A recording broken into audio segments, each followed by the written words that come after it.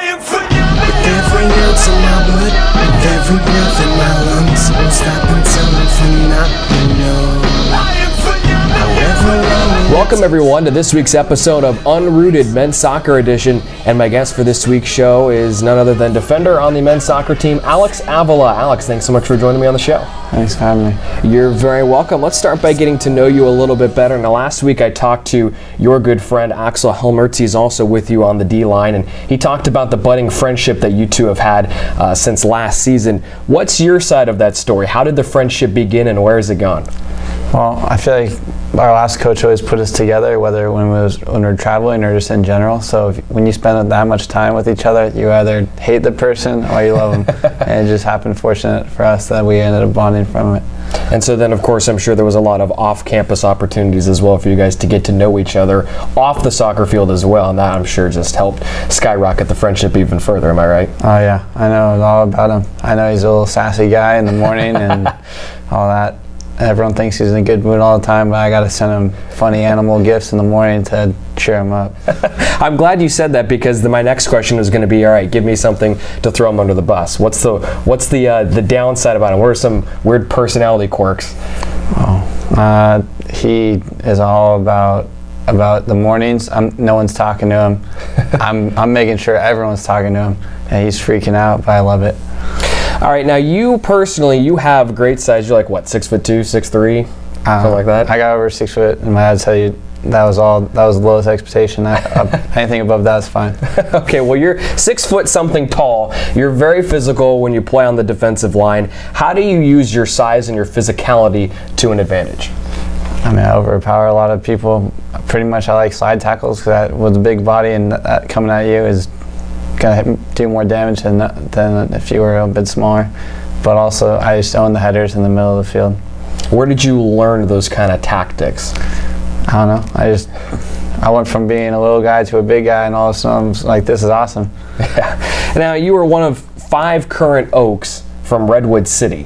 5 Oaks from Redwood City, the same town. So did you guys all grow up playing together? Did you know each other before you came to Menlo? I didn't really know any of them. With a lot of different ages. I knew John. John was in my high school, but I never played with him.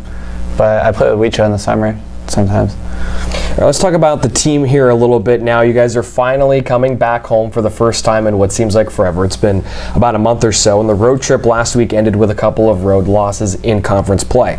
I guess the first thing I got to ask, how good does it feel to be back home and not having to play this weekend on the road? I mean, there's comfort with familiarity. Also, it's pretty awesome. I got to sleep in my own bed instead of sharing it with a teammate or having to deal with that bus ride all the way down. Now, what are some of the advantages for you and for the team really about playing at home at Wonderlic Field? I like the field. I'm used to it. I'm used to the way the ball spins. I know all about it.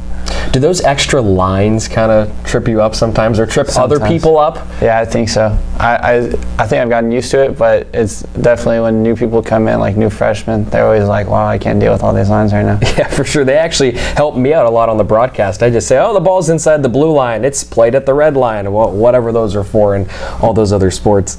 Now, I want to ask you a little bit about the offense. I know that's not necessarily your specialty, but you will score goals coming off headers and corner kicks and whatnot. What's it going to take for you guys to generate some offensive pressure to help out your defense?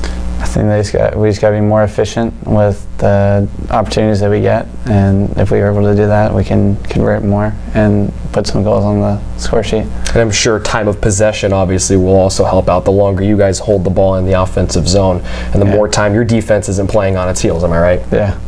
Now, this conference, as much as any in the country, seems to have great parity. No one really seems to run away at the top of the standings. So where you guys are at right now, 1-3 in conference play, there's no panic mode, am I right? Yeah, I mean, this conference is pretty legit, and this year especially, it's pretty even, so there's no clear winner right now. And of course, you guys are the reigning GSAC champions, so if postseason play does fortune the Oaks this season, of course, you guys have that going for you. And so, you know, you've been there, you've done that, nothing's too big for you guys. Now, multiple games against conference foes this weekend for the Oaks. San Diego Christian on Thursday, Arizona Christian on Saturday. 2 very beatable opponents in the standings. What's the plan for this weekend, and what adjustments are you guys going to make? I mean, we made some tweaks, but the main message is up the intensity. We're ready to go. Everyone's hyped. Yeah, what was that? And just knock it out. Just knock it out of the park. And play your game. Yeah. The game that you guys know works. Now, if there's one big thing to look for, it's the end of the schedule. It's very favorable for you guys. A lot of games at home and a lot of games against teams that are down low in the standings. So there is a chance, as I mentioned earlier, for a postseason return. Is that on your guys' mind right now? Everyone's all, especially with the losses, are even more hyped than they were to just get back and show everyone really who Menlo is. Now, those losses really just pushing you guys a little bit further, like you said, to up the intensity, knowing that, hey, we can't have many more of these. We're a better team than this. Yeah. And so now you guys are ready to finish off strong. Yeah. All right, Alex, let's get into the final segment of the show. It's called Brownie Bites. I'm going to ask you 3 random off-the-wall questions. You give me your best answers. Okay. Question number 1. If you are to compare your friendship with Axel to any famous friendship from TV or movies, what pair are you going to pick? I'll say probably Han Solo and Chewbacca, just because we're always going in a battle together and we'll have each other's back, but also because a lot of times Axel will say stuff and no one else understands him, but except for me, and I got to play translator. And always, if you're going to pick a friendship, picking a Star Wars one, I mean, that's a very valid option. Question number 2. If someone who's not a defender had to play defense, which one would give the least physical effort? So I'll rephrase the question. Who would play defense most like an NBA All-Star game?